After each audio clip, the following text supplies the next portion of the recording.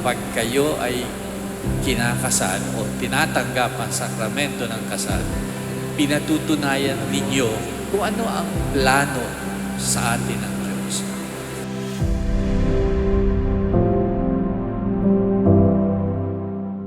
Siya yung naging reminder, siya yung nag-push sa akin para maging best ko, na which shows up till today na kung hindi siya dumating, probably nakastuck ako sa kwarto playing games or just being lazy. Daddy, ito na, finally after more than a decade, yung ulit-ulit natin pinapangarap dati, ito na siya, nangyayari na. Thank you for being so loving and caring sa amin dalawa ni Miggy.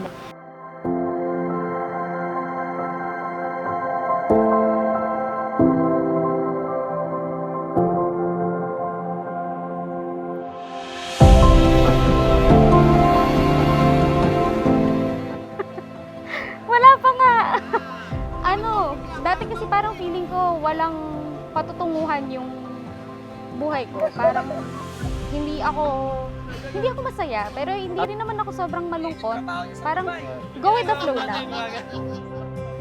Tapos ayun, naayos niya yung direction ng buhay ko talaga. Parang siya yung nag-lead sa akin papunta sa tamang landas. Need time. So, yeah, mommy, every day, pagising, during the day, pagtulog, alam mo kung gaano ako expressive.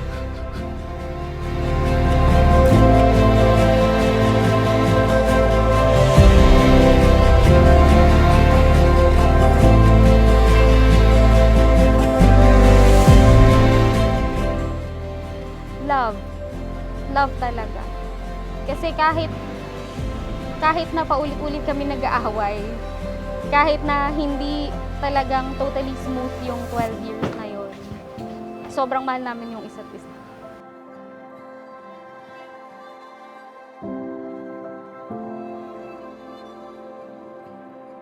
Napaka-selfless niya pagdating kay Miggy, sa family, sa akin. Kumbaga, una lahat, una kami.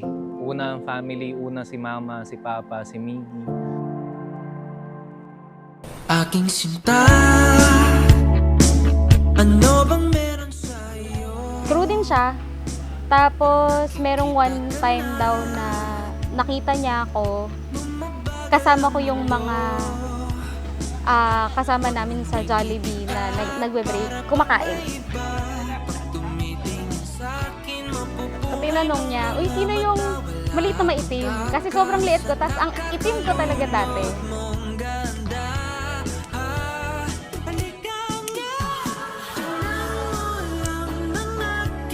Kasi nahihiya akong batiin siya. Kasi baka mahalata niya na kinikilig ako. I'm not sure. Nung first time ko siya nakita, hindi ko na makalimutan yung smile niya eh. So, pasimpleng papansin, ganyan. Hanggang napansin ko, hindi niya ako lang yung hindi niya binabati sa lahat ng mga crew doon. And then, after a few years, nung nalaman na, kaya pala niya ako hindi pinapansin. Kasi crush niya pala ako. Yun lang, sana lagi pa rin tayong magmahalan, lalo na ngayon na ikakasal tayo. Thank you sa lahat-lahat. Alam mo na yun. Nakagawa sa'kin ng ganito, kung di ikaw, nag-iisang Diyosa ng buhay ko. Huwag ka nang matakot, huwag kang mangamba. Nandito ako pag ika'y mag-isa.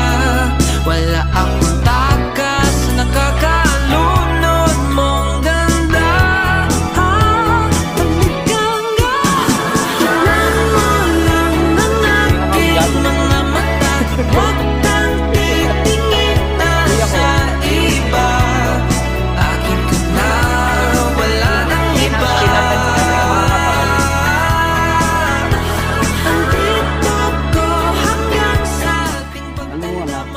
marami kang karanasan sa akin eh. Parang wala akong may papayo eh. I hope na maging maayos pagsasama niyo. Basta, pagpatuloy mo lang yung maganda pagsasama namin eh. Anytime naman namin kailangan ka nandito lang ako. Wag lang ka lang dyan. Mo'y puro uban na isasayo ka hanggang sa pikit. Lagi mong tandaan, mahal na mahal kita. And words can't express. Gasgas na yung linya. Pero literally, words can't express how much I love you. And I'm willing to show it every day for the rest of our life. Alam ng Diyos kung gaano kita kamahal at kung gaano ako ka-grateful sa'yo. Wala akong ibang hihilingin kundi makasama pa kita ng sobrang tagal at makasama kita hanggang sa pagtanda natin dalawa. Bumabagal